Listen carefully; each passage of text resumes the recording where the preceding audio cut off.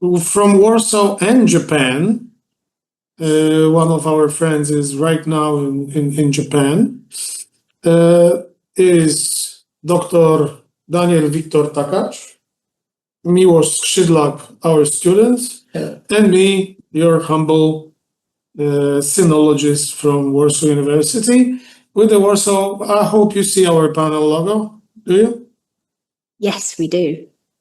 And as opposed to our predecessors or whatever you call them in English, we will this time request you to actually raise your hand, unmute yourself, and participate.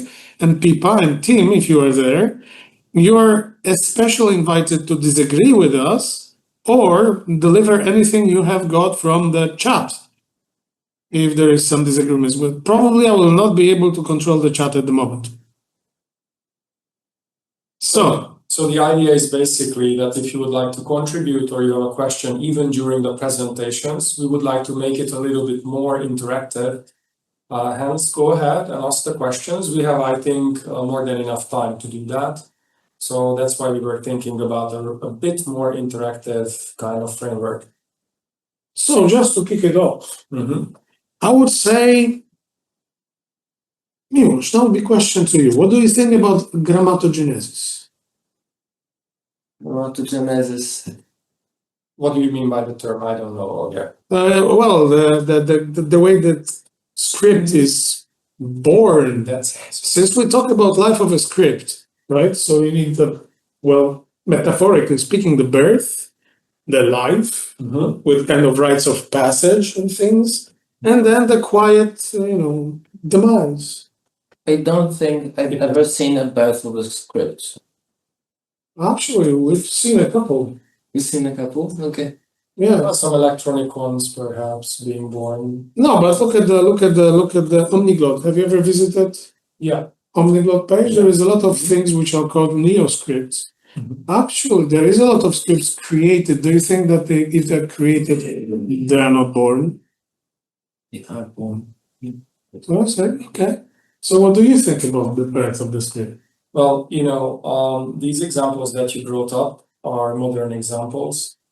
When you look at a birth of a script, you look at your point of view of your knowledge about already existing systems, right? But then if we go back in time, and this will be one of the points in my presentation about ancient Egyptian systems as well, script as well, if you want to call it like that. In that historical, on those historical moments, nobody had the idea that there is a script being born here, right? So this is a little bit like projecting backwards our ideas about already working systems.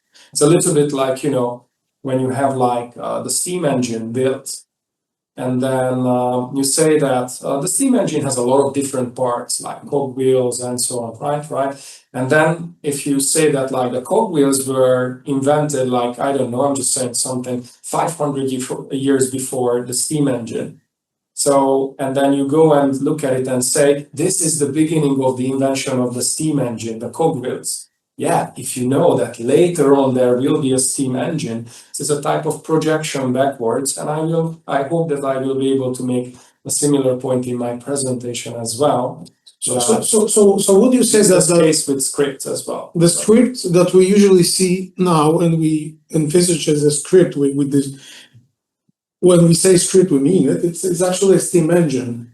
And other things are what, the fruit charts or whatever? Yeah, there are like with every system is not one single entity, but a big bunch of contributing conditions that emerge as a phenomena that you call as a working system. And once you know that there's such a thing as a system, it is easy to look back at those conditions that created the system, that, this is the beginning of this system later. No, but at the very moment when these conditions arise, actually it is not clear that they will coalesce into a system later on, right? This is what I meant by... So would you call those things that are before like proto-scripts or just conditions?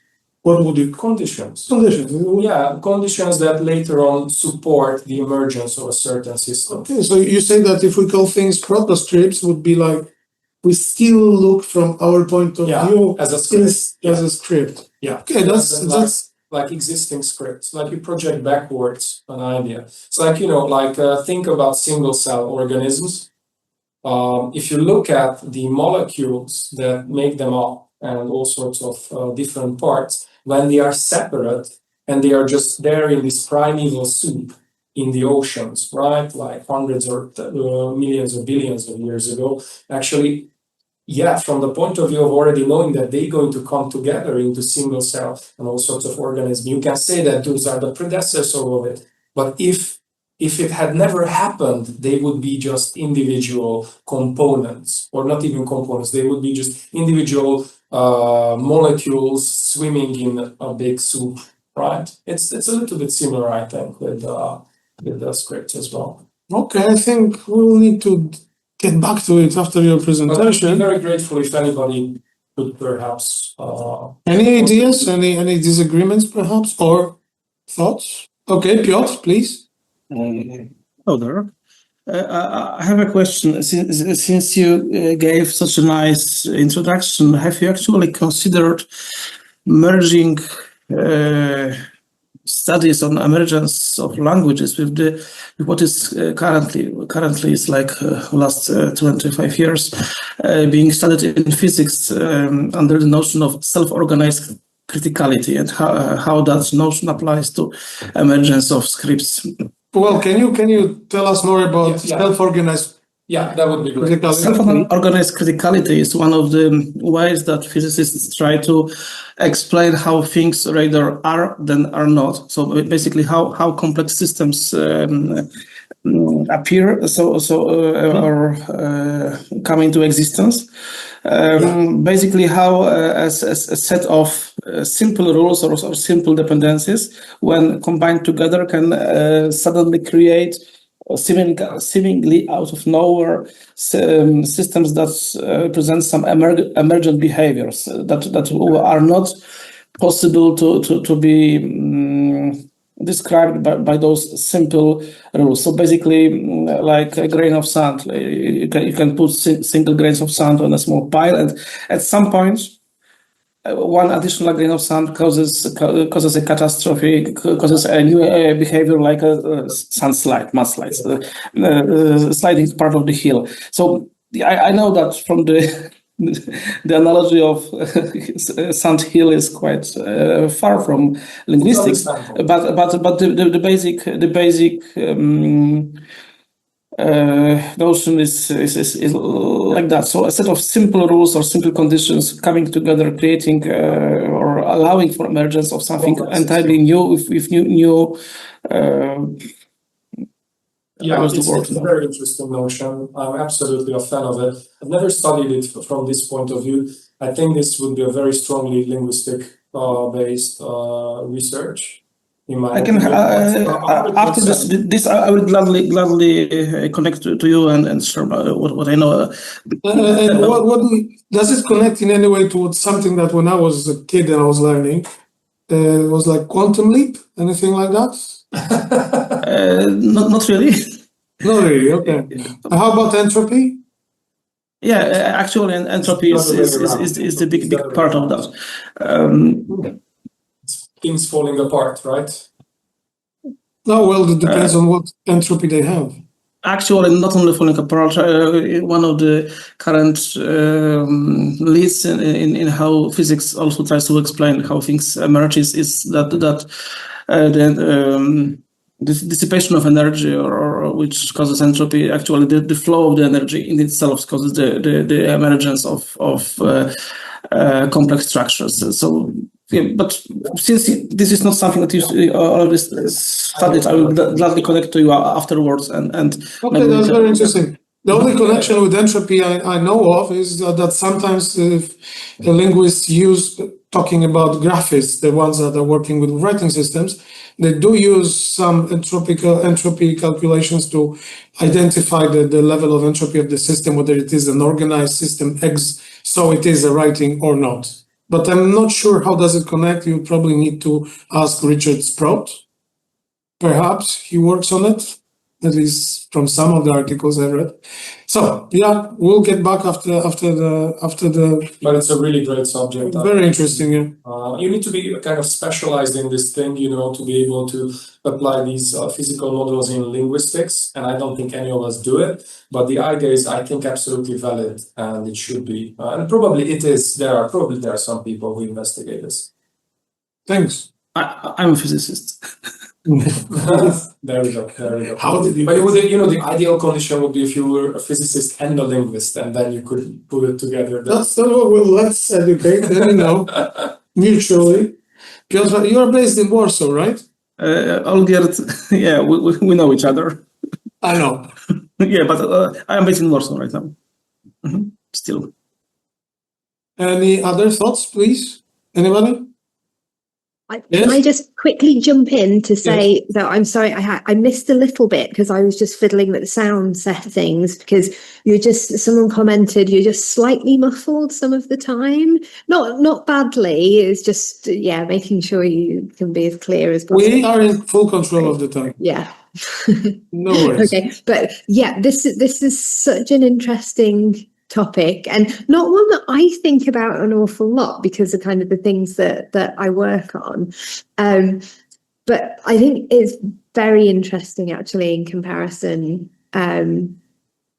also to think about kind of what the contextual factors are and the degree to which the kinds of contextual factors sort of make a difference. And of course, I'm sort of angling there a little bit towards these ideas about stimulus diffusion and the idea that, if you know that there's a thing that's writing or that might involve putting your sounds or your ideas into visual signs, how does that affect what you then come up with, as opposed to kind of doing it in a vacuum. But I'm sure that is something that will come up a little bit more. And I'll just relay, there's a comment from Costa as well in the chat.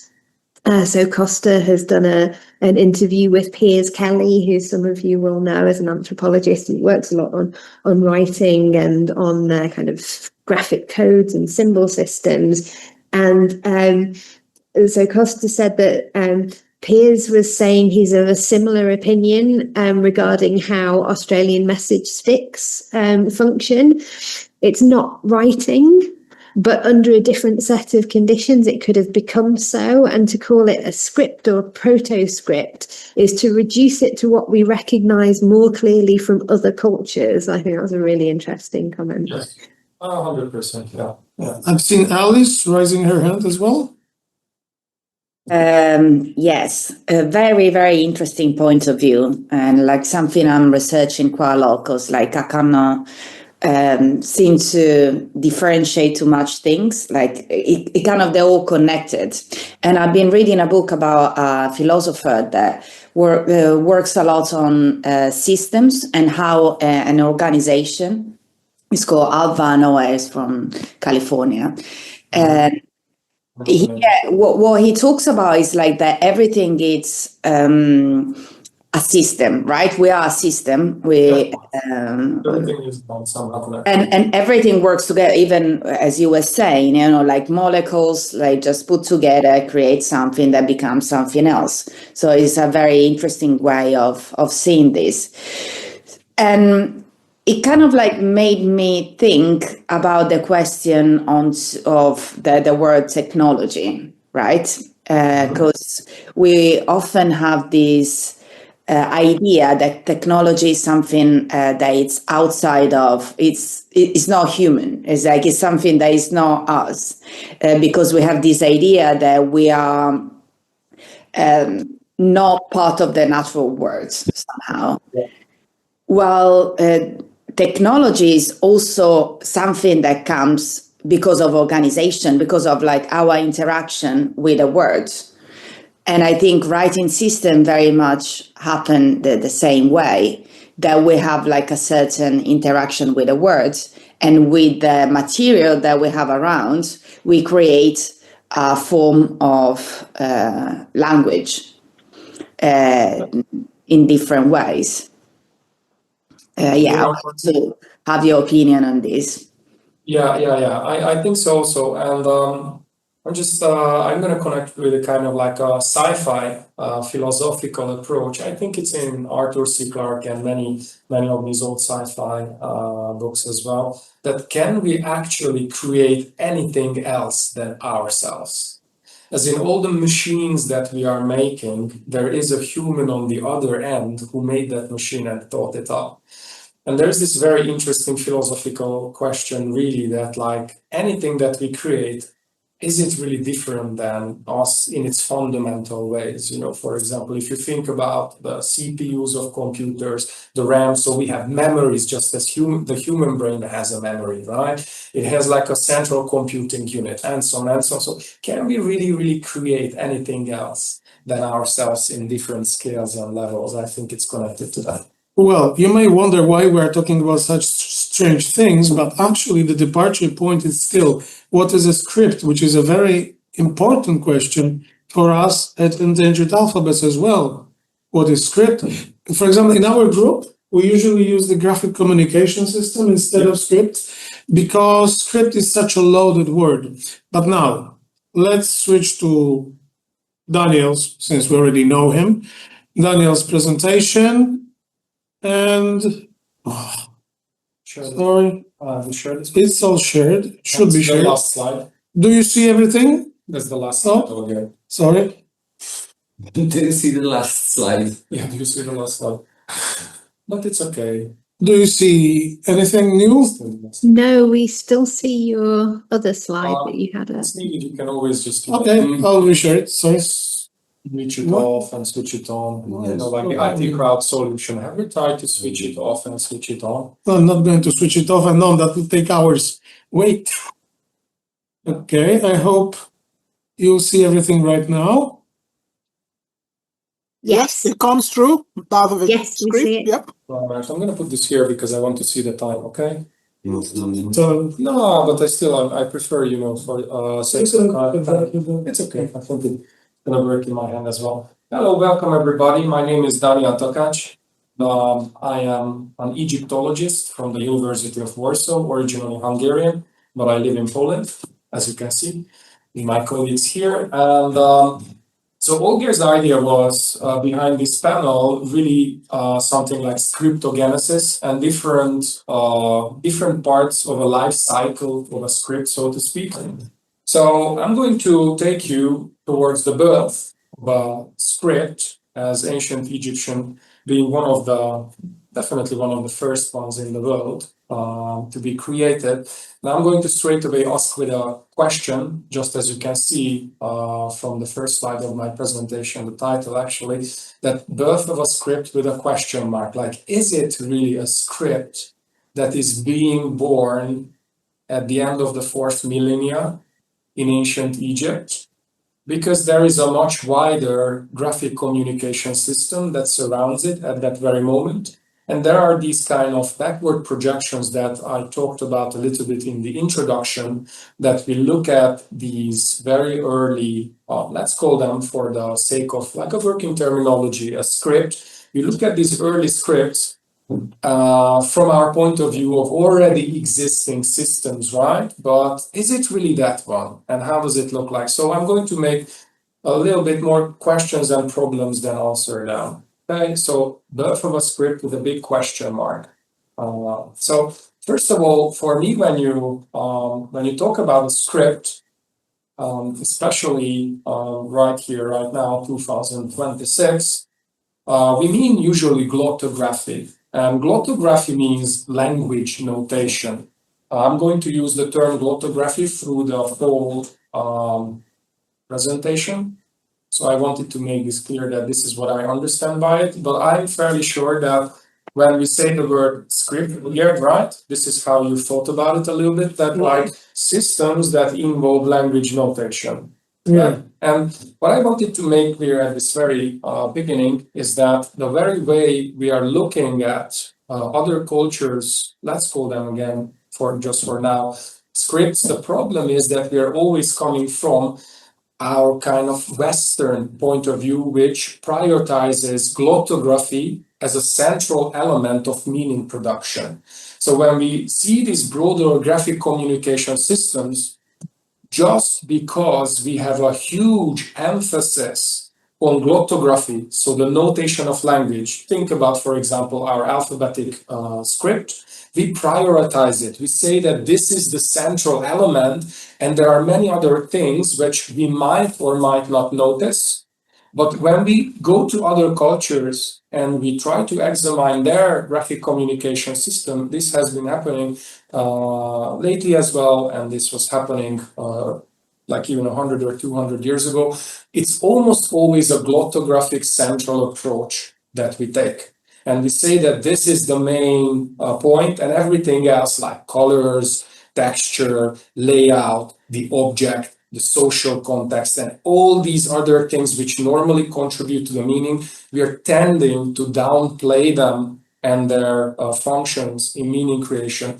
So I propose, and this is a general understanding, I believe, of the Sign and Symbol Research Center in Warsaw, that instead of a glottographic centered approach, we center on how meaning is produced, in which glottography, so the notation of language, is just one element out of many others.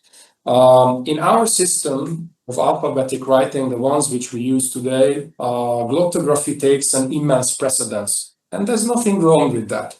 The problem starts when we go to other systems and we say that, oh, you don't have this glottographic element so prominent as us, ergo your system is inferior, or your system is not important, and so on and so on. So for these reasons, we are adopting kind of like a meaning-centered approach when we are examining how meaning comes together, where glottography and the many other contributing elements are equal level factors. And of course, we try to find out how, or not necessarily equal level, but as important from the analytic point of view as other moments. So let's go to the Egyptian system.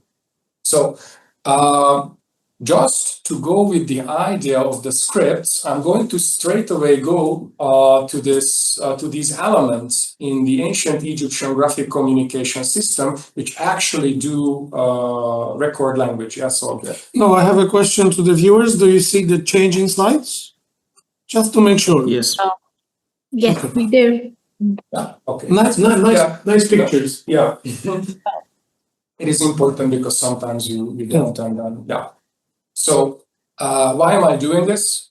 Exactly to use it to convince you that how much more is the Egyptian system actually than just glottography. So there are these elements in the ancient Egyptian hieroglyphic system, which you see here on the slide, which can refer to single consonants, double consonants, triple consonants, or they can be used as logographically as well when you apply a stick, a little stroke next to the sign. So there are definitely these elements that are glottographic, but at the same time, please don't forget and notice that the iconic part of these signs is very, very strong. So when you look at the sign, you can read it as an M, but it still shows an owl. So this shows you that there is already like an iconic element of this system that we cannot actually get rid of just so easily. And then I will go to the next detail, which shows you that it is actually much more than that. So the way the system works when it gets to glottography is that you combine these elements together, and that's how you spell out the name of a god called Amun. And you might notice that the way it's organized, it's also not linear. In one sense, it is linear. It goes from left to right here in this example. It could be right to left as well. Top to down, that's always top to down, no matter it's left to right or right to left. So there's a type of linearity, but there's also like a vertical distinction between the signs. So there's a little bit different than our systems. And what is most important here is that you see another sign after the glottographic elements. And this is a seated God sign, which does not have a linguistic referent at this very moment when I look at it. It refers generally to the fact that the glottographic elements before it somehow open up a gateway of understanding towards gods. You can think about it in some cases as an image. What does this word kind of represent? But the thing is not as simple. I'm going to show it to you through other examples as well. But the most important is that when you look at the Egyptian hieroglyphic system, alongside the glottographic elements, which are themselves have a very strong iconic basis, you have these absolutely prevalent elements. Basically, after 90% of the words, you would have something that we call determinatives, these signs after the word which are not glottographic, but iconic. They kind of give you an idea. So let's take a look at the determinatives, which actually shows you that this script, as we would understand it, it's so much more than glottography, which would be the basis of understanding if we approached it only from that point of view. So let's take a look at the example. So for example, the name of Amun, you already know he was a god, that's why he receives the determinative of God. But there are these words, ak to enter and you to come. You might notice that both of them have a pair of legs to convey the notion of movement itself. Or for example, the word kam, which means black, and shenu, which means hair, both of them having the same sign at the end of the word after the glottographic element, which in this case is a lock of hair. And a lock of hair was used as a determinative, obviously with the word hair for obvious reasons, because it has quite a lot to do with it. But with the word black, just simply for the reason that ancient Egyptians mostly had black hair. And that's why it was an ample metonymy to let you into the knowledge group of black. Some other examples would include the word shu and khatam, for example, where you have the little birdie sitting at the end of the word after the glottographic elements. The little bird generally stands with words which want to convey something small, something weak, something negative. That's why it is after the word shu, empty, and khatam, to perish. So we see straight away that this system is so much more than just the recording of glottography. It lets you into the Egyptian way of thinking. And the further example would be I took those just from a vocabulary. Determinatives are used after most of the words. So this could go on for hours and hours and hours. This is just a few examples. So nechem to take away and shed to take, both of them use the man with the stick, which is usually after actions. And the simplified version of the man with the stick would be the arm with the stick after the word ichi to take, simply showing us the fact that these are actions. And let's go now towards more interesting Egyptian concepts. So these are relatively understandable for us as well. The pairs of legs walking, the hair, the action man. I just call him for my students the action man determinative. And also the little bird, after a little bit of explanation, are quite intuitive to understand. But what's the case with this? So kahab means to harm someone, to be violent, to roar and howl.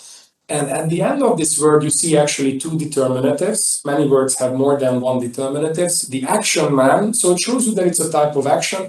And before that, you see a really strange animal sitting.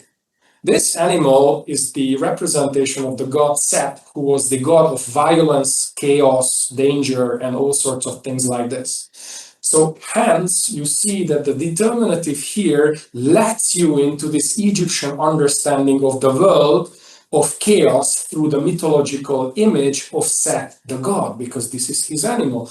And hence other words, for example, Neshani, which means rage or storm, even, and disaster, can have the determinative with the Set animal, showing you that these determinatives let you into the Egyptian way of understanding the world, so much more than glottography, right? Another interesting case would be Ad and Sekan, which means be aggressive and be greedy respectively, where the determinative crocodile is used because Egyptians were really thinking about crocodiles for obvious reasons and like really aggressive, dangerous and greedy creatures. Hence the crocodile determinative here. But take a look at the last example and how interesting that is. So there is the word Ahem, which means an image of a god, where the determinative the last sign after the glottographic elements, is a seated god on, it's a Horus actually, a seated falcon on a perch.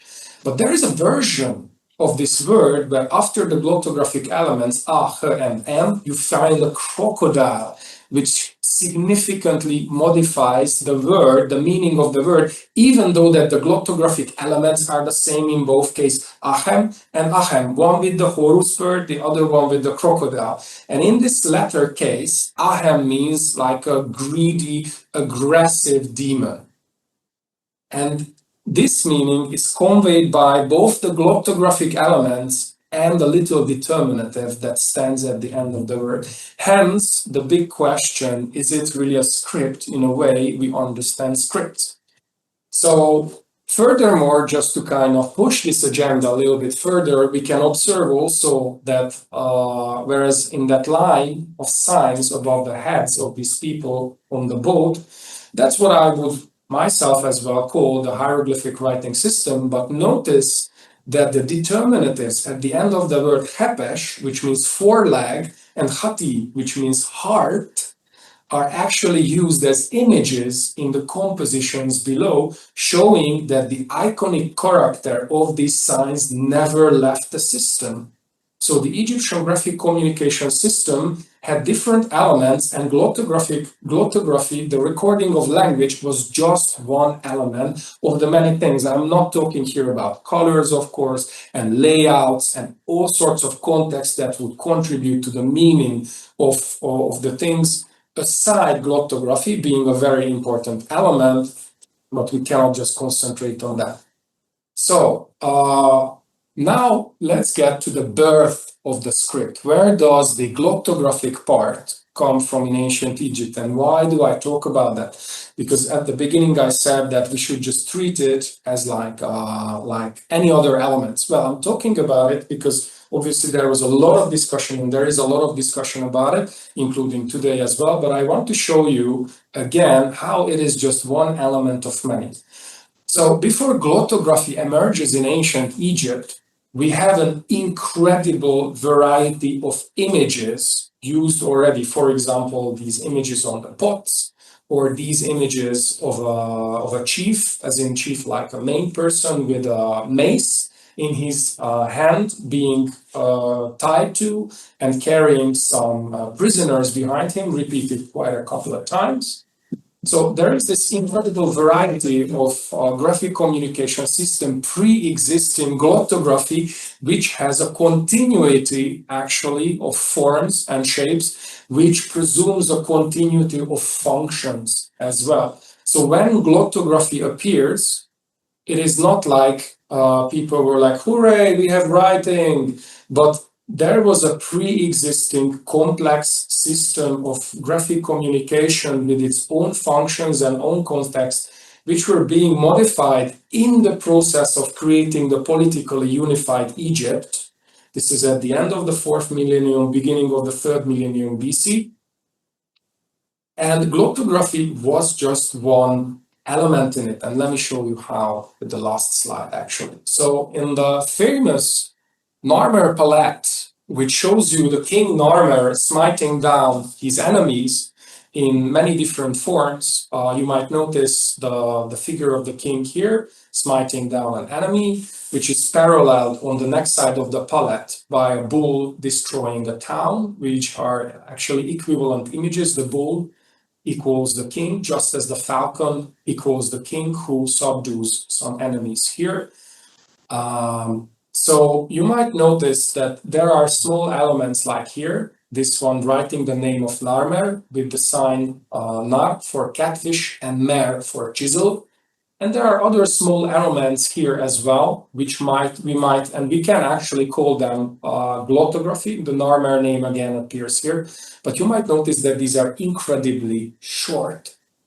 So not just the majority, basically every single object that is, even after a few hundred years after the invention of glottography in the ancient Egyptian graphic communication system, has incredibly short glottographic elements, 1 signs, 2 signs, 3 signs, 4 signs, 5 signs, but there's no continuous recording of language whatsoever for hundreds of years after inventing the glottographic element.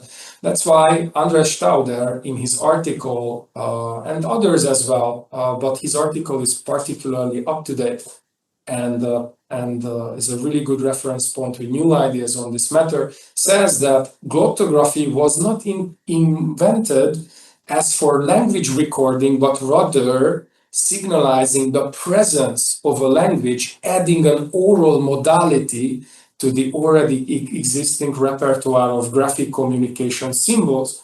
Why did they need to add this oral modality? Because for amongst different reasons, is that in ancient Egypt, magic was conducted through action and speech. And the speech part of magic was thought to have the ability to create things and speak things into reality, modify reality. These objects on which glottography appears for the very first time are essentially objects of votive nature, highly decorated, expensive, made for the elite, absolutely in contexts like burials and temples, in both of the contexts where rituals would have been prevalent. And in order to represent the linguistic aspect of these rituals and to convey the fact and to give life to these images, this oral aspect was represented through very, very short glottographic elements, whereas the whole of the graphic communication system and its functions of creating a magical reality existed side by side with this. Hence, again, the question, is it really a birth of a script? I mean, it is the appearance of glottography, but in any sense that we call it a script, you might want to call it a birth of a script, but I rather just see a complementation of an already existing system with a new element that was also already there. It was just spoken up until that moment, and then they came up with an idea how to put it into a graphic modality. Hence, the big question is it really a birth of a script in one sense or something else? And that is up for discussion. I would like to just show the bibliography page as the last page of my presentation. So this is András Stauder's article, Paths to Early Phoneticism. I think it is a very important, very recent article, absolutely freely available online on academia, very much so recommended. And the other article that I will recommend, where I have these images from early Egyptian graphic communication systems from, is Hendricks and Eichermann's article, Visual Representation and State Development in Ancient Egypt, so that you will be able to see a little bit all these different graphic communication ways that pre-existed the appearance of glottography, bringing it together with Van Grove's famous book, The Archaeology of Early Egypt, where all those societal changes are described that surround the beginnings of the politically unified Egypt, the creation of an elite culture, amongst where glottography and its invention actually appeared. But again, that was just one element of a much wider graphic communication system already existing at that moment. So with this, thank you very much. That was my presentation. Thank you, Olga.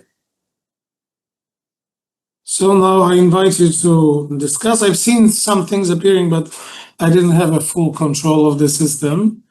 So I see Natalia's hand, or that's clapping hand. Anybody wants to say anything? What was appearing in the chat? Please. Would you like me to relay questions from the chat? Yes, at the moment I have it so far that I can't see the letters. Yeah, sure thing. Shreya Malhotra has two questions in the chat, I think. So the first one, she says, I'm interested in what you say about graphic notation and representations. The hieroglyphics convey a lot more than just sound, a cohesive idea of meaning. In Western music, the notational system is written in very different ways from Indian or even Tibetan Buddhist music notations, which are drawings perhaps versus a code. in your experience, do you find a big distinction between writing and coding? Is glottography more coding versus writing? So I guess that's sort of question partly about terminology as well. Question for everybody. What do you think about this order? I wonder. Well, that's a good question. First, I wish I was present when there was a lecture on the musical notation of the monks by our colleague Tomasz Januk. I was standing up on that presentation. That would clarify a bit, because the medieval notation is much different from what we have now. That's the first thing, the European medieval notation. But second, we were actually struggling, because notation is very often also about the spatial relationship between elements of the given graphic representation, which is very interesting, and it creates other meanings. And then all things come in, not only notation, but also cartography. How is meaning created non-glottographically in the cartography? Because there is also glottographic meaning as well. I don't know, what do you think about the code? Is it just another way of saying writing, or? Well, yeah, what do you, just say it. I think you're muted. You're muted. We cannot hear you. Sorry. I feel like when I'm saying writing, we're still talking about interpreting different meanings, like multiple ways, sound, text, maybe image. When I'm saying code, it means a very particular linear kind of, like when you do a drawing for embroidery, you make a drawing and then that codes exactly what you do. But if you're writing something like poetry even, the meaning is interpreted different. It can be interpreted differently, but with code, you can't interpret differently. I think that's what I mean. One-to-one correlation between one sense. Technically, glottography is coding in that sense, right? It's never one-to-one, though. No. That's the trick, because we have this idea from actually multiple writing system that we have, one sound, one sign, it's one-to-one, it's code. Yeah. But if we look into actual writing systems, never works. Even IPA struggles with it. Of course, like English orthography or French orthography, just think about it. Or Tibetan. I don't know about it. But you're right, actually. They have. We're sitting in the Tibetan studies right now. I hope another guest here. Oh, cool. Yes, Tibetan and Mongolian. So we are surrounded by a system which is definitely not very coding, because there is a lot of discrepancy between what is written and what is actually pronounced. So it's not really in Tibetan. It is, well, the motivation of the system is like it is glottography, but the actual way it works is not necessarily that much code. In a way, it is. I don't know. We struggled with those definitions for like 10 years. Yeah, it's not easy, really. If you just think about English orthography, there's definitely not a one-to-one correlation between the signs and how they are pronounced. So with codes, we can talk about transliterations between systems to systems when we have one-to-one relationship, because that's easier, because it's all in the same kind of mode.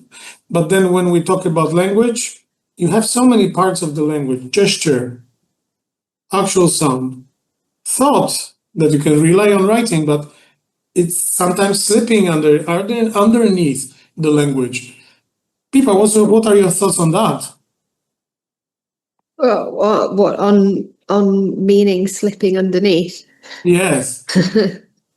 Yeah, it's very difficult, isn't it? I mean, I think it's very important to think of speech as a separate modality, if you like the word modality. There are various ways of talking about it, aren't there? As a separate modality of language. So you can convey what you sort of think to be the same language in speech or in writing, but you do it separately. And I think that this is great, because it's really complexifying what writing, what visual representation of various kinds, whatever kinds of I labels. like the way you struggle.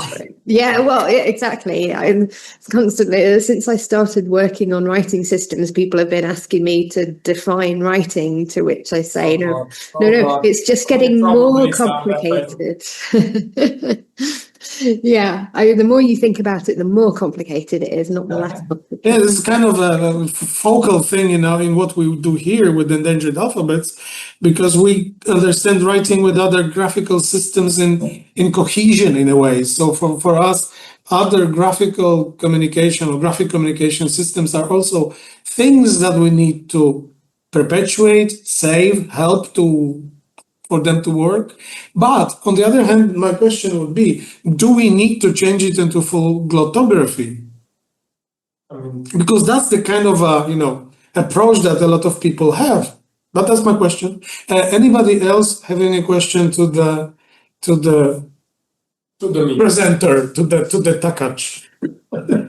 Yeah, can I ask the question? Yeah, thank you very much. Yes. Yeah, I was really very interested in the pictures that you showed at the very beginning. For example, the cane and what symbolizes the cane, and he had the staff and hitting his definitely people that he thought were rivals. Can you hear me?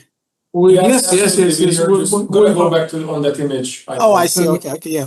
Well, So I can just picture. One more. One more, wait. This one. This one, right? Okay, I have to share because we unshared. Okay, sorry, I thought that it's shared. No, we're unshared. I'm sorry. I'm resharing it. No, not a problem. There you go. Okay. Is that the image? Let me see it here. Yes, yeah. Well, it's not not that particular one. It was on the vase, on the vase. But this we do. This makes the point. This is sufficient for the point I want to make. Yeah. Yeah, go on. Please. Okay, you got an extended screen. No, it's okay. I just wanted to go back one slide. Yeah. Yeah, no, this we do. I think this is okay. Okay. It conveys the conveys the concept. Yeah. So just house an Asian good. Yeah. So exactly. So we're talking about this, how an ancient Egyptian will look at that, and know exactly what it means, without need for an explanation. Of course.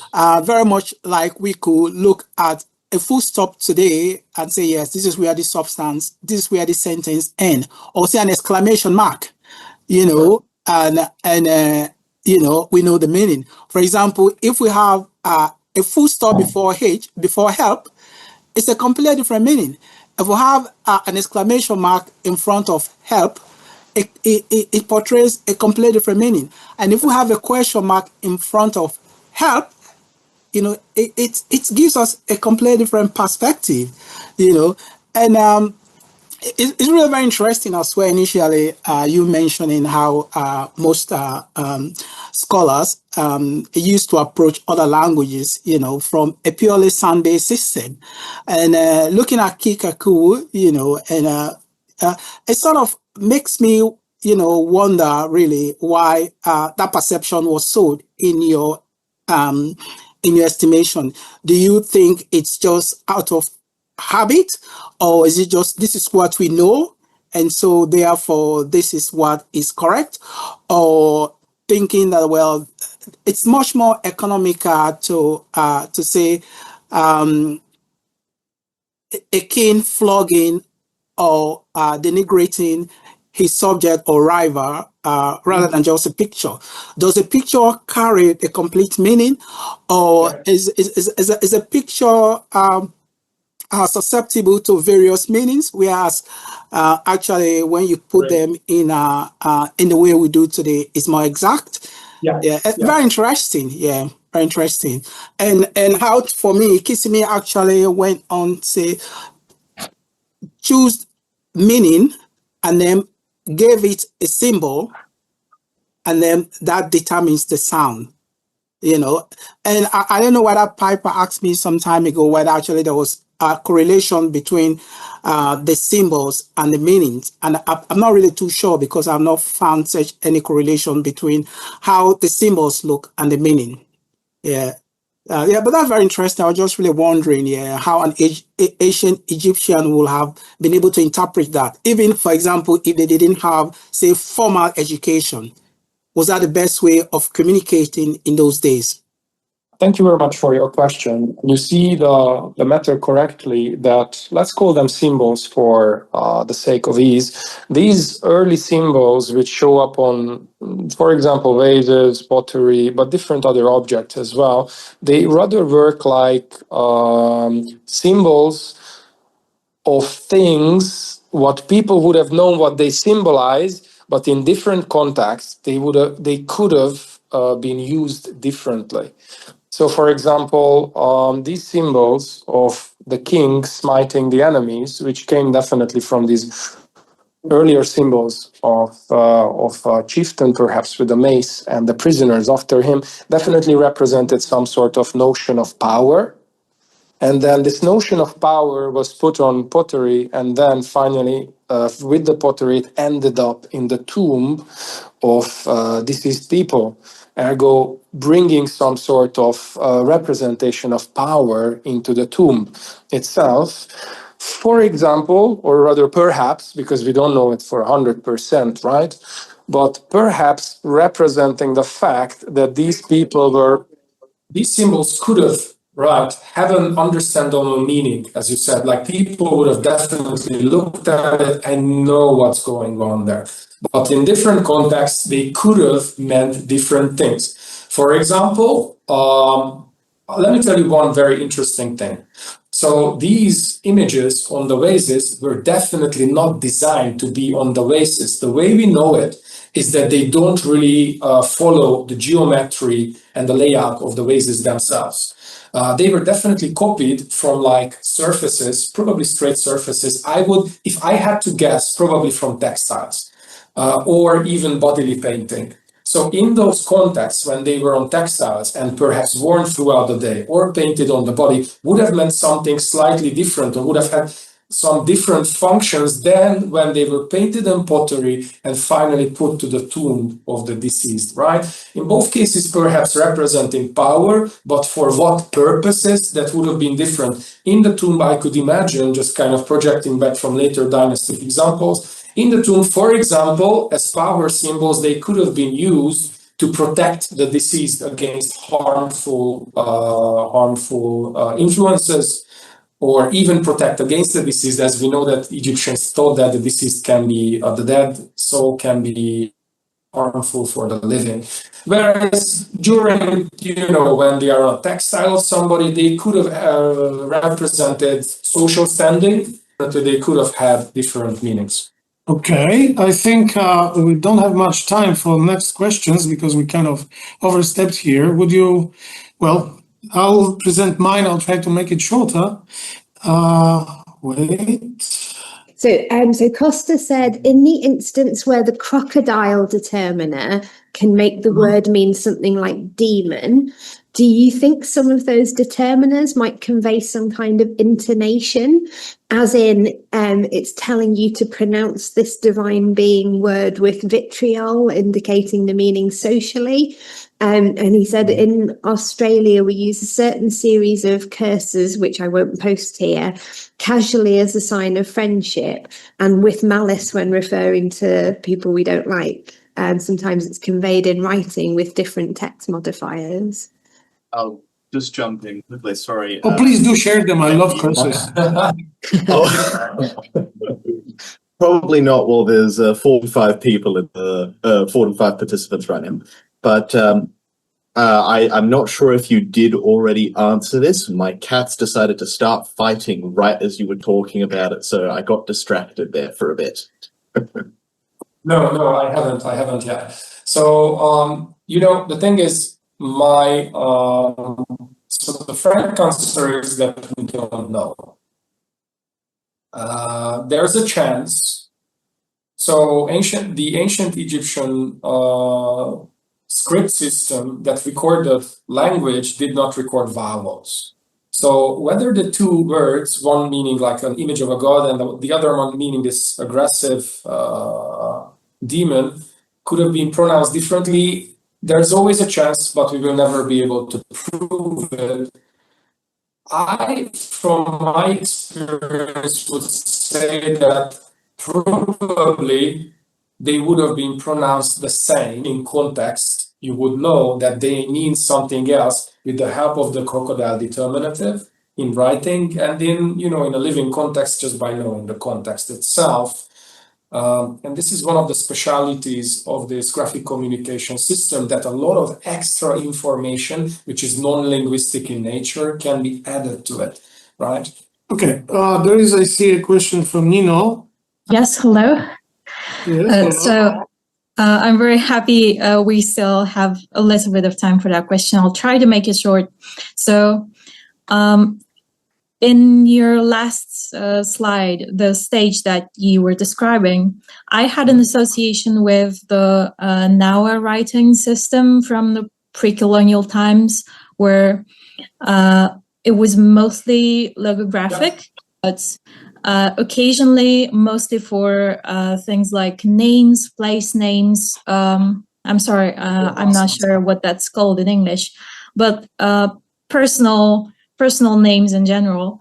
It was written in a very similar way to what you described, using symbols and their literal meaning. For example, the mouth, just using the sounds that make up the word mouth as a part of that bigger, longer word or name. And I know that in our writing, it was at some point. I'm not. I didn't work with that writing system, so my knowledge is not very deep. But I know that there were instances of treating these sounds a bit like people who use Latin scripts use them for word games. So taking those phonetic representations as a component of a bigger word. For example, if you take an image of an I, this can mean I as a person or I as a letter. Yeah. So my question would be, was it something that also happened at this stage in Egypt? And also, what age that was? What stage historically? Yeah, okay, so the Narmer palette depicts the political unification of Upper and Lower Egypt, ergo the creation of the Kingdom of Egypt. That's roughly around 3000 BC. Narmer is said to be the first king of the first dynasty. There were other dynasty 0 before him, but that's roughly it. So you're very right in seeing or noticing that the Nawa system and other Mesoamerican systems as well, and I know this because we co-work with Mesoamericanists for quite a few years now in our conference, which is also called Silent Symbol in Comparative Perspective. So you're very right in noticing that a lot of the functions, how the signs themselves work, overlap. But there is kind of like a digression, as in Egyptians went one way and the Mesoamericans kind of went with another way. In Mesoamerica, they employ more of this kind of overlapping, very strongly overlapping images on each other, where Egyptians kind of separate them a little bit, but this kind of metaphoric, metonymic plays on different phenomena are absolutely something that both systems would use. And then finally, what you were asking about the rebus principle itself. So, for example, to use in ancient Egyptian, to use the sign of the mouth, which would be pronounced as something like r or ra, we don't know exactly, to write the phonetic r.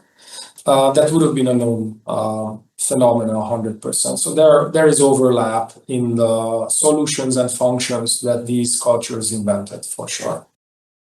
I'm going to cut short, not life of a script, but my presentation about it. Of course, I'm a sinologist. Therefore, I'll talk about Hanzi. Why doesn't it work? Yeah, about Chinese characters. The Chinese characters you probably all heard about, knew about, and probably for some of you, there's no new things that we can say, but I'll try to say some interesting things about Chinese characters. For me, when I look at the Chinese language, and especially Chinese script, it's a little bit like talking about evolution. And everybody's shocked because I usually say, no evolution in scripts. No, let's understand it in a Darwinist way, where evolution is not actually progress. Let's step away from that idea. Evolution is change. And evolution is change, just like those evolution changes, just like in those parts of the rock, the how do you call it, layers, rock layers. You can see that in Chinese, which is still alive, and you can see all those parts. And with each Chinese, for example, to those young people here, we teach them something that is called classical Chinese. But then, when I sat down and thought about it, well, classical Chinese is actual part of the Chinese language all the time. It's not that it died out. Like, we barely use Latin. It's not like that with Chinese in classical Chinese. It's still being used. And when I think about scripts, those scripts, these are modern books that talk about scripts. So, okay, it is warranted that you have all those ancient characters represented. But then you also have it in life, in modern China, on the street. Is being taught, is being understood. Well, not maybe by everybody, but it's still present in the graphical, graphosphere, another lovely term we use. Being interpreted as well, as we can see, right? Yes, it is interpreted, so you can see that one of the characters, look at this character on the left, on the right, sorry, now the left. I don't know whether you see the mouse. I don't see the mouse. Where is the mouse? Yeah. Yes, Oh, we what- see the mouse. Yeah. So you've got the character on the right, the one that means middle. Look at this. You see the character? This is the Chinese post office logo. Huh. And in the Chinese post office logo, they actually relate back the character Zhong, the middle is the middle of the Middle Kingdom, is the most important character there, and they actually relate back to the very ancient Oracle bone script. With the Oracle bone script, there is this funny thing. It's been lost for a long time. It's been rediscovered by the end of the 19th century. And now, when Chinese people think of Chinese script, it's also one of the parts of the whole history. They see it again as the whole rock with many colorful and different layers. So you've got those characters, Asian characters, also present in commercials in many different contexts. Then, after the Oracle bone script, there were some developments, and there were, well, I'm a bit jumping, I'm cutting the presentation short. We have the Warring States period and when there was a lot of Chinese states, and all of them had actually different scripts. And that Chinese people were aware of for entire 2,000 years. So they have seen the whole variety of signs. This is the kind of a primary this decentralization of a script.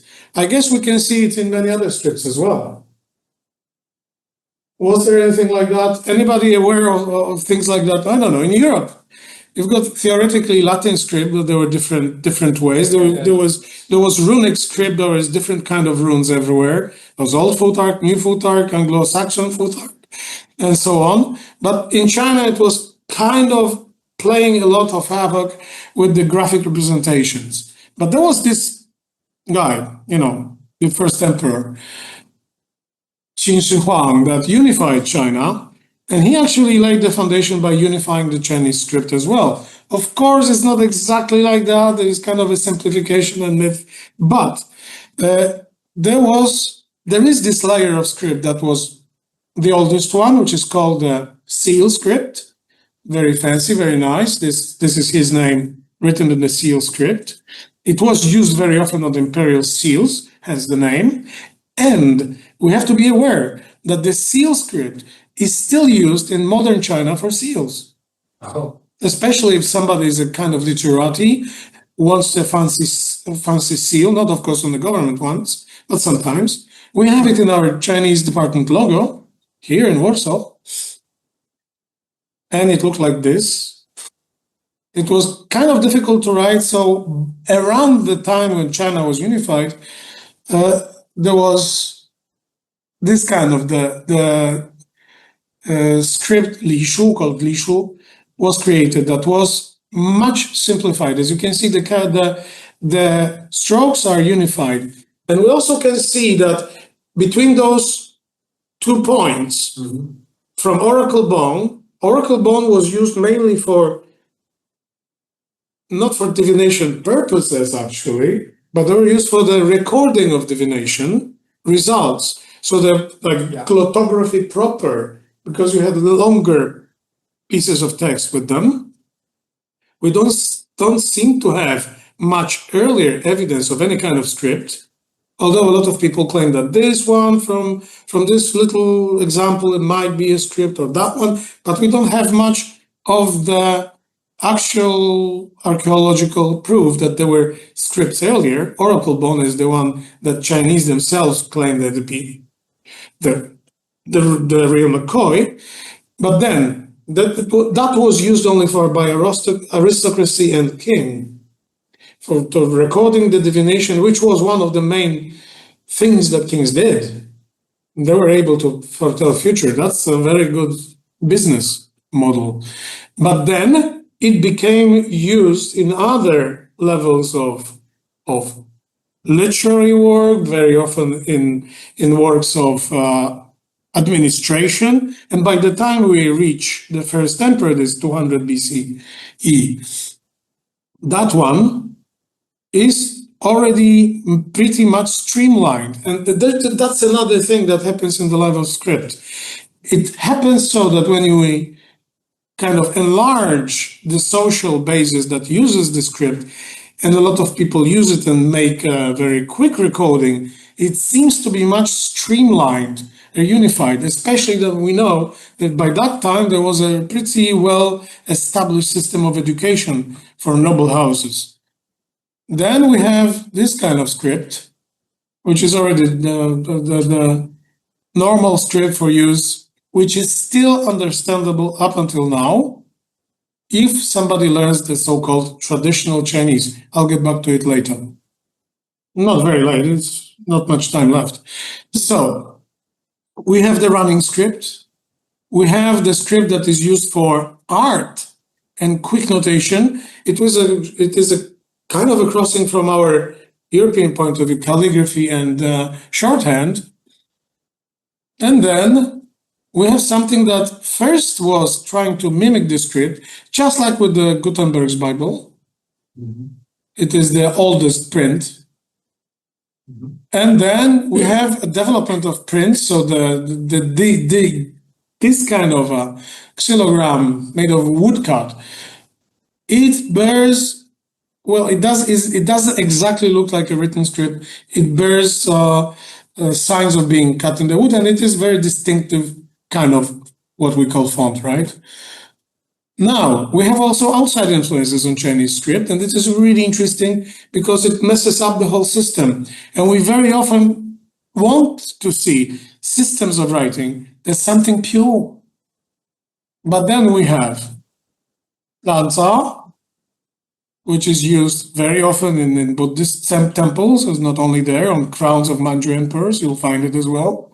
Then you've got this script, Uyghur, which is descending from probably Arabic script, that at least a lot of people trace it there, at least to has a lot of influence on that. Then we have punctuation, which enters Chinese script at some moment, which is probably influence of Buddhists. And then we have Latin script. We're already in the 18th, 19th century, when people start to be aware of Latin script. And then we go on, and China also shares its scripts to Japan, Korea, to Vietnam, Zhuang minority square script, Cantonese, and Taiwanese as well. So we see that the life of script is very complex. You've got influence from outside. You have feedback to the outside as well. You've got this whole Chinese character sphere, sinosphere.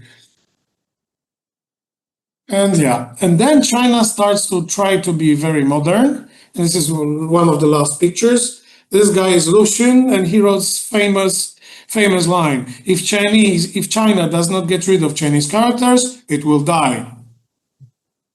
It's one of the Western-loving Chinese intelligentsia, Lu Xun, one of the fathers of modern Chinese novelism, and he didn't like Chinese characters. He actually said that China has to get rid of Chinese characters and replace it with some kind of alphabet.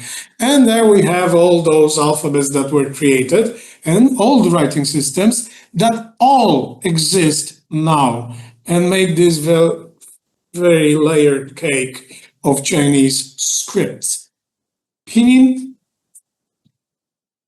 Chinese characters as are used now in Taiwan, that's so-called traditional. Simplified, I put those guys next to each other because you've got Chiang Kai-shek, who is responsible of keeping Taiwan as an independent country, and he insisted on using the traditional Chinese characters, and Mao Zedong, who simplified Chinese characters in order to make them more popular with the masses.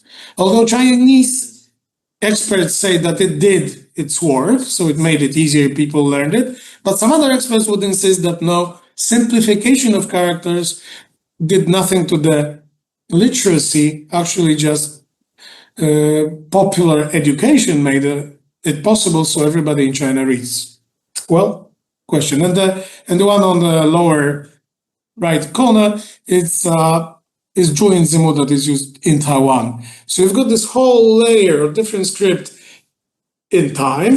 You've got whole sections of script that are used by different variety of people, and you have also local version of Chinese script. And this way we get into Miłosz's presentation. It's very interesting because we can ask the question whether is it really one script system here now that we're talking about, right? Yes, that's one of the questions I would love to ask. In a historical development or process. There you go. Okay, hello everyone. So now I want to talk about how identity influences the graphic representations of words. The language I'll be focusing on is Taigi or Taiwanese. And to really understand this from the inside or to get an emic perspective, I decided to start learning the language myself, which allowed me to engage directly with the speakers. So before we begin, a quick note on the sources.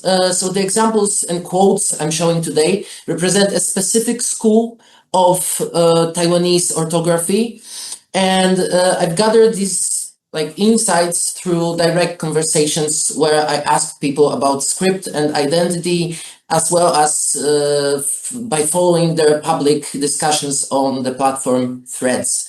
And this is my main source for this presentation. So some of the words I say might be ambiguous. So first, let's quickly go through the definitions. When I see these are the definitions, you will see them. We don't have time very much, but when we do not know when the first migration of Sinitic language speaking people to Taiwan began. These were mostly Hokkien and Hakka speakers from Fujian and Guangdong. And that's why Taiwanese language is similar to Hokkien language in Fujian, or it's actually a variety of the Hokkien branch. Taiwanese identity was shaped by hundreds of years of separation from the Chinese world and the interactions with the indigenous Taiwanese, especially the Pingpu, with whom they eventually mixed. The Pingpu are those indigenous people who did not let the colonizers drive them into the mountains. So these are the plains indigenous peoples. Okay, next. Now, this is one of the possible diagrams for Sino-Tibetan language family, and we can see that the mean languages, or like here, were the contemporaries of Middle Chinese, which was the source of modern Mandarin and Cantonese, which are the two most widely spoken standardized Chinese languages. Okay, this is the distribution of people above the age of 6 who used a given language at home as for 2010.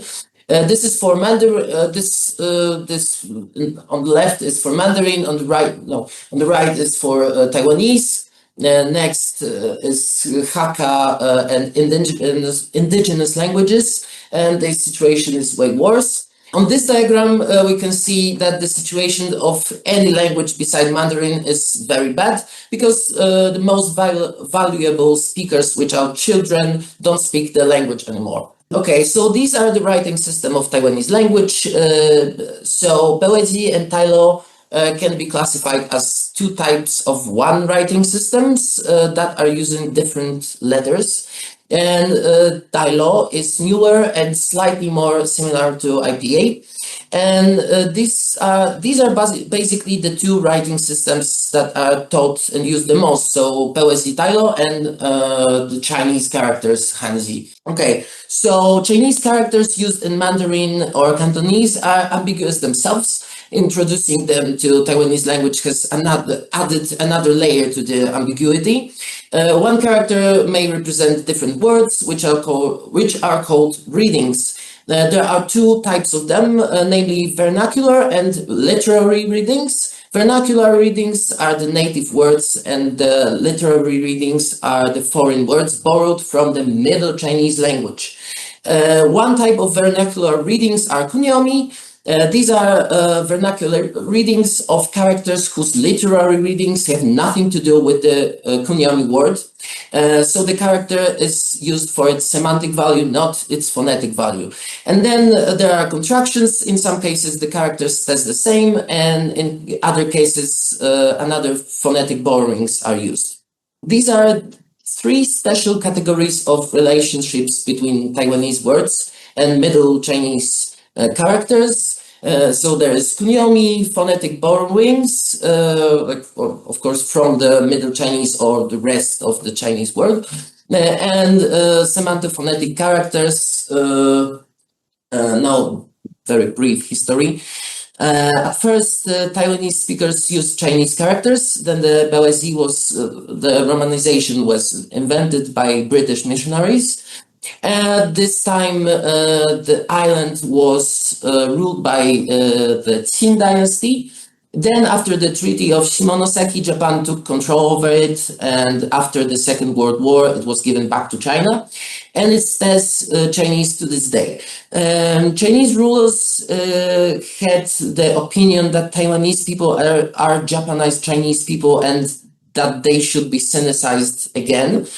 Then there was the longest martial law in history, known as White Terror, when the Taiwanese people were forced to speak Mandarin.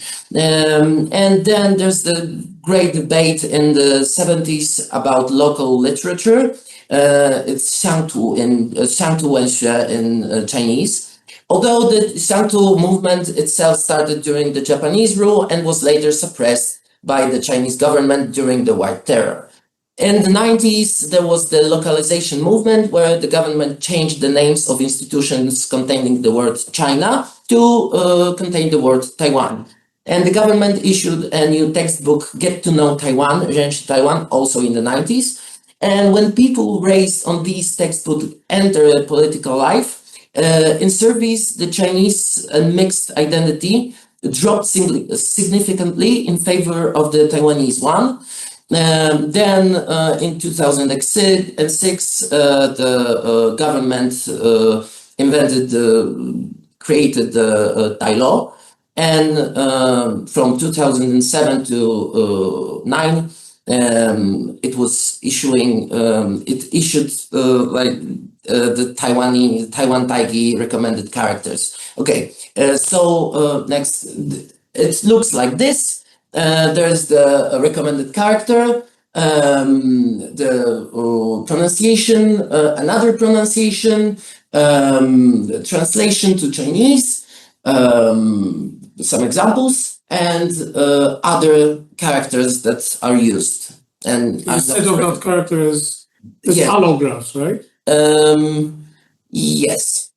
Okay. Yes. So now I'm going to talk about Taiwanese nationalisms. Maybe next one.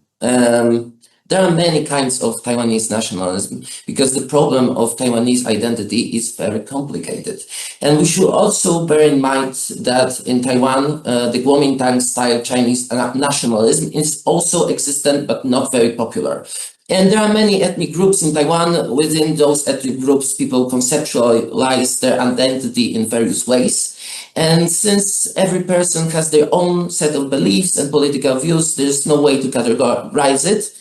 And the nationalism that I'm focusing on can be roughly described as an anti-Republic of China sentiment of Taiwanese language speakers. So some of them say Taiwan is already an independent country, some of nationalists actually, and this is the pro-government faction, and some say the opposite, that it should be an independent country. And for Taiwanese speakers, this is also about the emancipation of people who identify themselves as culturally and ethnically different from Han people or Huazhen or Chinese people. So while the government is promoting the unique Taiwanese identity based on civic nationalism and Mandarin language and unity of Chinese people or Huazhen, many Taiwanese speakers retain the old anti-China sentiment. Now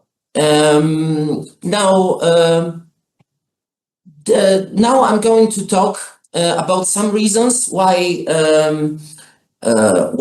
people don't, some people don't like the recommended characters issued by the government, and what are some competing variants of the system.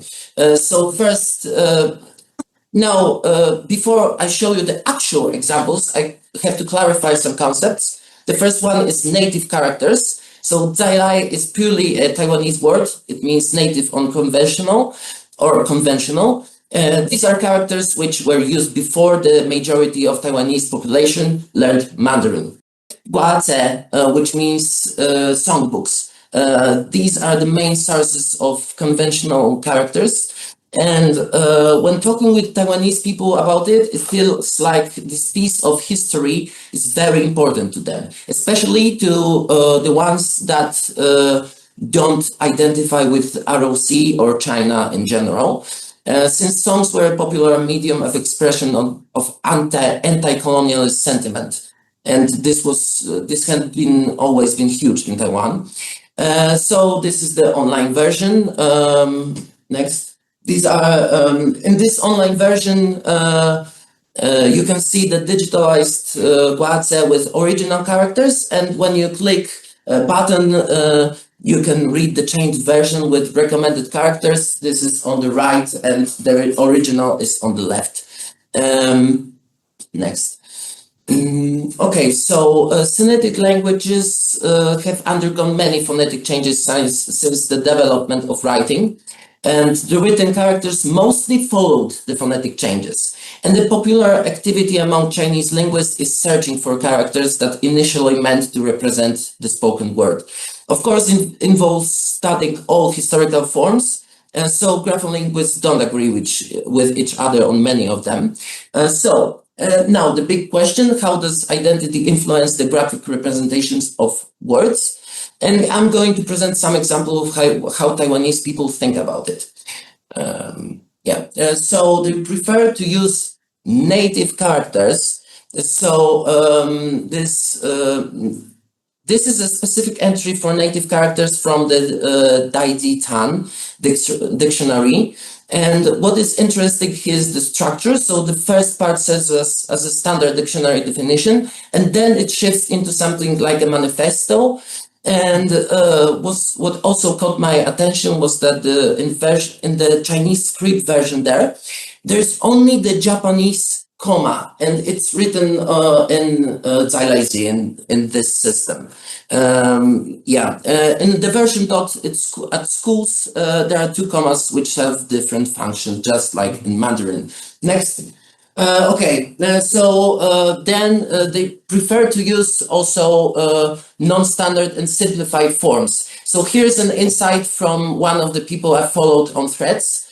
This is again translated by me. They really used harsh punishments like cutting off our tongues and made us suffer by forcing us to write Chinese characters for 12 long years. More than half of Chinese characters we were forced to learn are only ever used in ancient books. And our native everyday scripts were treated by teacher as either simplified characters or simply as wrong characters. And then he writes, I asked my dad to personally pick up the pen and write something. Some of the characters were written by me, and we see there are many different forms of the characters that, are different from the ones taught at schools. Next. Here's another guy's response to my questions about what are some characters that they use that are not recommended by the government. He lists some characters, and he says that there are many more, and basically all are the original characters. Here is a controversial take, but one that really captures the atmosphere of the dispute. 3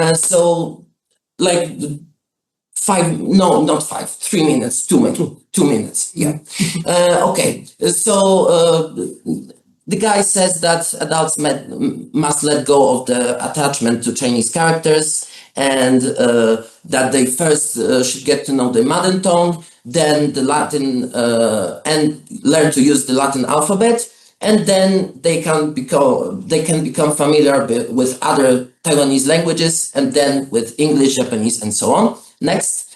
And now this is the case of the name Taiwan as written in this Chinese script.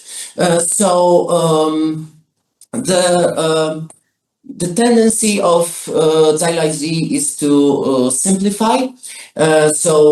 The first two examples are the simplified characters, and next one is like we know like the tones in the Taiwanese word for Taiwan don't match the Mandarin pronunciation. So the two syllables in Taiwanese have one tone, while the second syllable in Mandarin has another type of a tone, and this more complicated one, this character, represents only the Mandarin pronunciation accurately, because when we read it as a standalone character in Taiwanese, its tone is different. So that's why many Taiwanese localists and nationalists write it the way most of Mandarin speakers are not used to, which is this way. So because it's more representative of the phonology of Taiwanese. And next, finally, if there's one takeaway from today, I think it's best expressed in this last post by a Taiwanese speaker on Threads, that the Ministry of Education did design its Hanzi system with Sinitic language speakers in mind, and this puts Taigi's identity at risk. And it can make Taigi seem like nothing more than downloadable add-on to Mandarin, and it breaks the connections to existing words. So that's the thing for today. Yeah. Thank you very much. Thank you.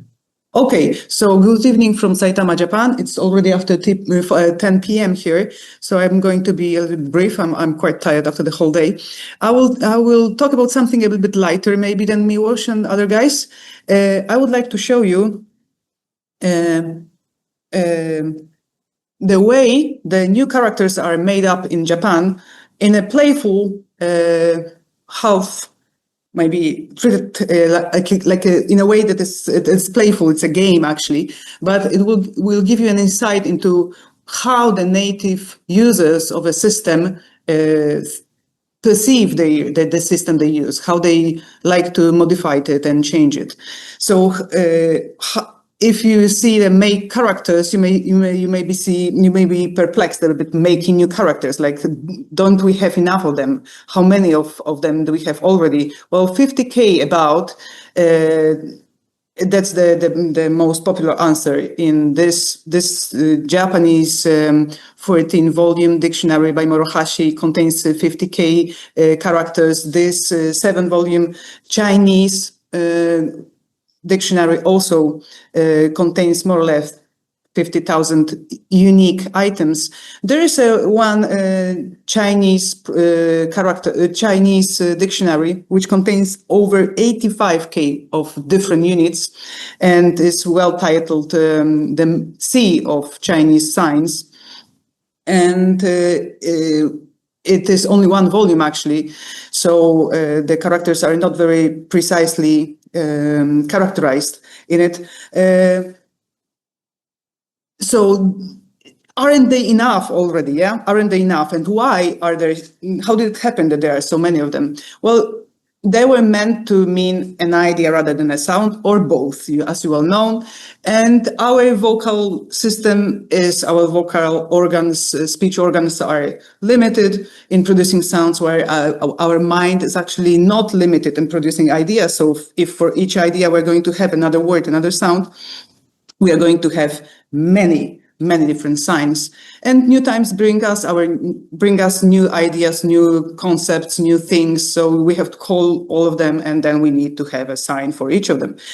That happened, for example, with the periodic table of elements introduced into China in something like 19th century, and when they had to decide simply how they are going to call in Chinese, how they are going to express in a graphic way in Chinese each of elements, and they had to invent a huge scope of new characters just for the purpose of the chemistry.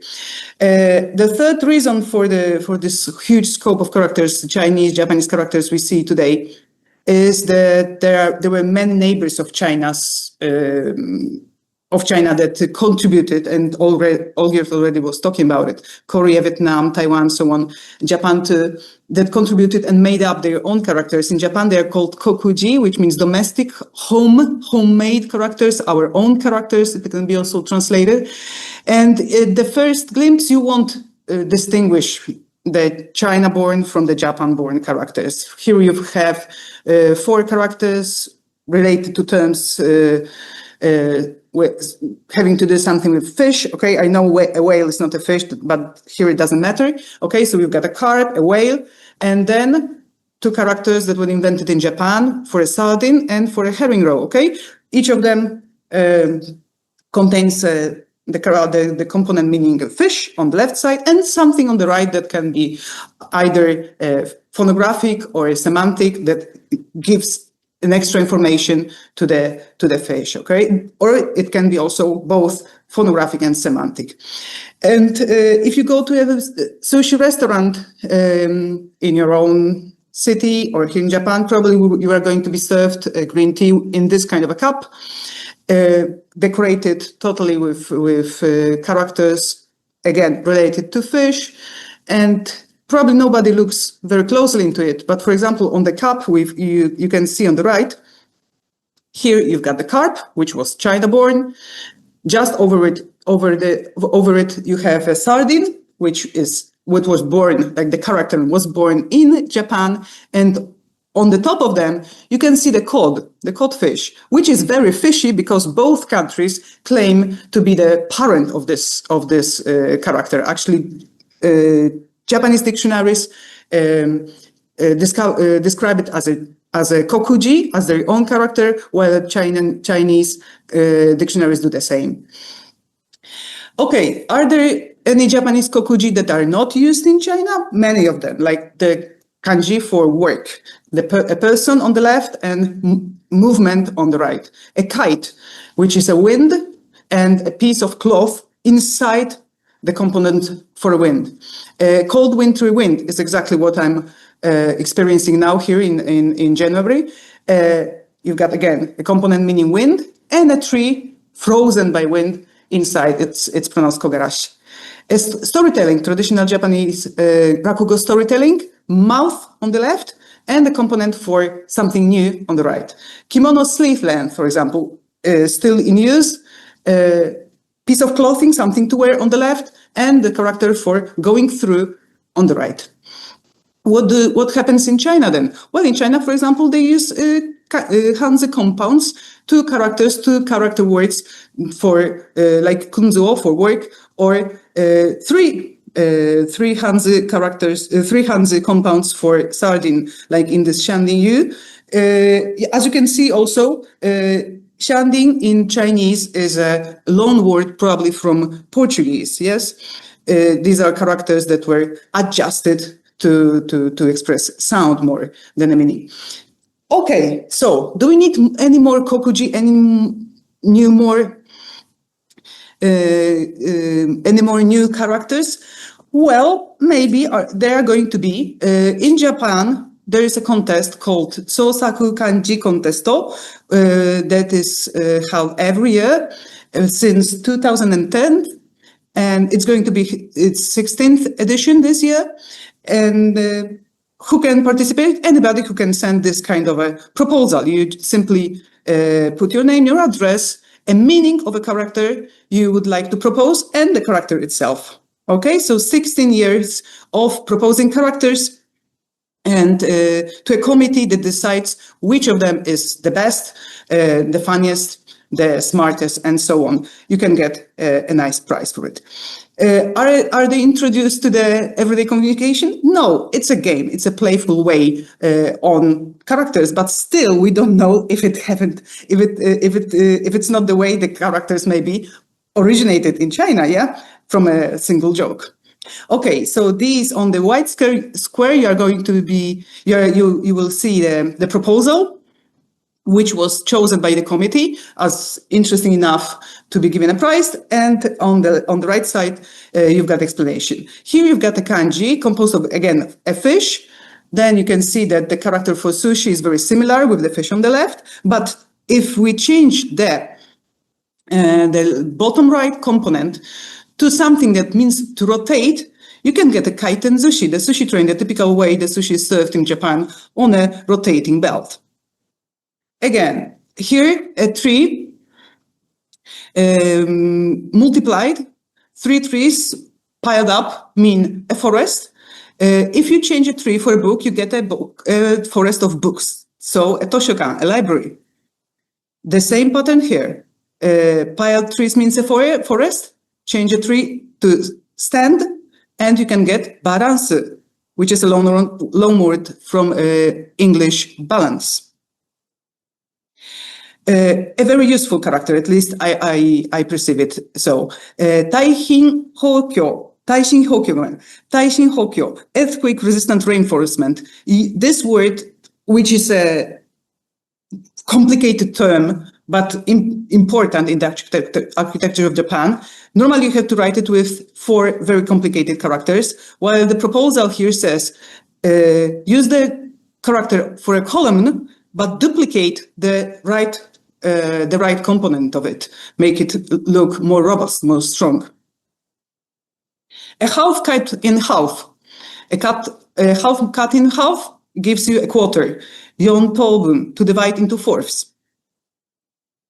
A tree cut vertically in half, waribashi, a disposable bamboo chopstick. You have to separate them before eating. A sound, again, you change the most bottom component of it for something that looks like an icon for prohibition. The proposed reading or proposed pronunciation would be muon or muto from English to mute. No sound, silent. For the same character, another person proposed shifting the bottom component to the right, and that would mean onchi, tone deaf.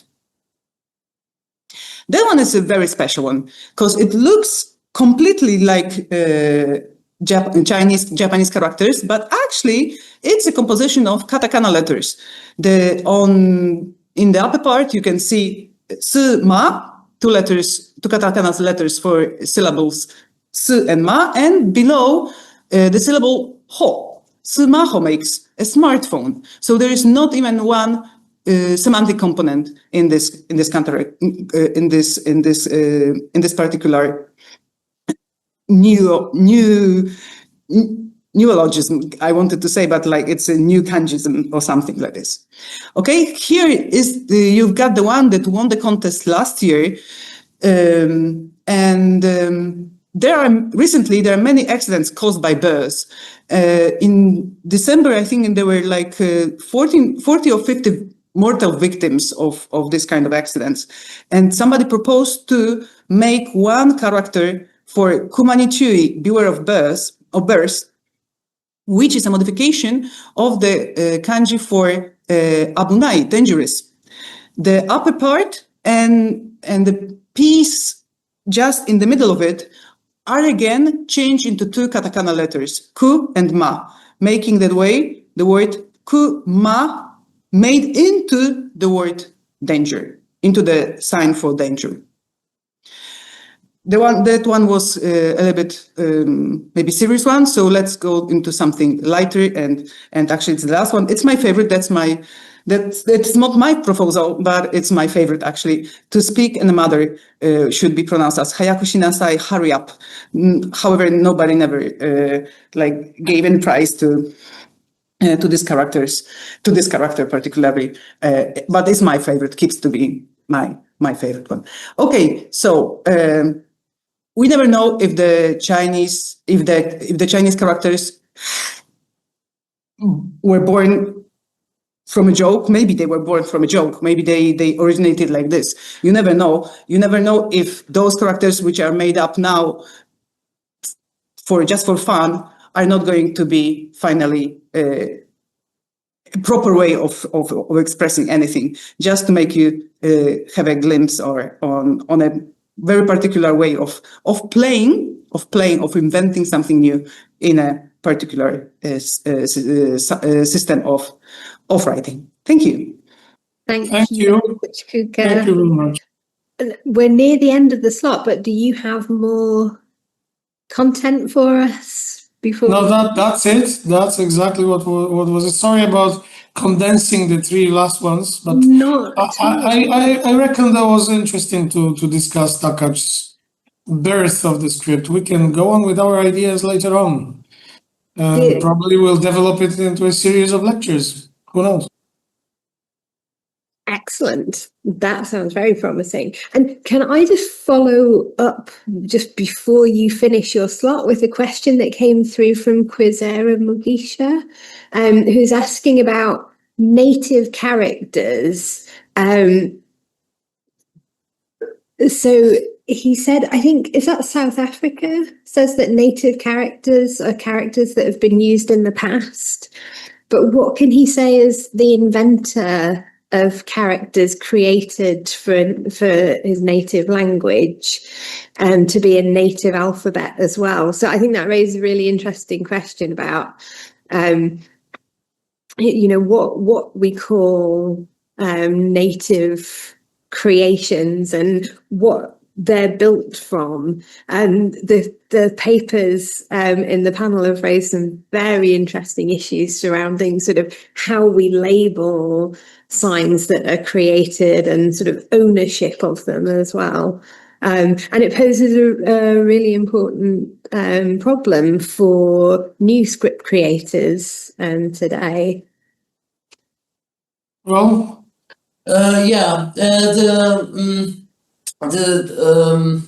these native characters was what's the actual meaning of Taiwanese word Jilai? Zailai, yes, Zailai. Zailai is native. So it's the Taiwanese word, and these are basically the characters that have been developed continuously, and this was the last state of affairs with them before the speakers moved totally from these characters that evolved from Chinese, of course, from the Middle Chinese, adapted to the phonetics of Taiwanese. So yeah, in this sense, these are native characters. It was because it was their invention to adopt the Chinese characters their own way. I guess there is a problem with saying what is their invention. There is a long-standing tradition in China of putting up some character on the wall or on your own shop, and those are sometimes untraceable to who invented it. Like probably most of you have seen the most complicated Chinese character Biang, which is actually a commercial. It was a commercial for kind of noodles. So it's sometimes it's difficult to point out who is the inventor. It's difficult to find it. That's why that native it has this like the folk invention kind of meaning.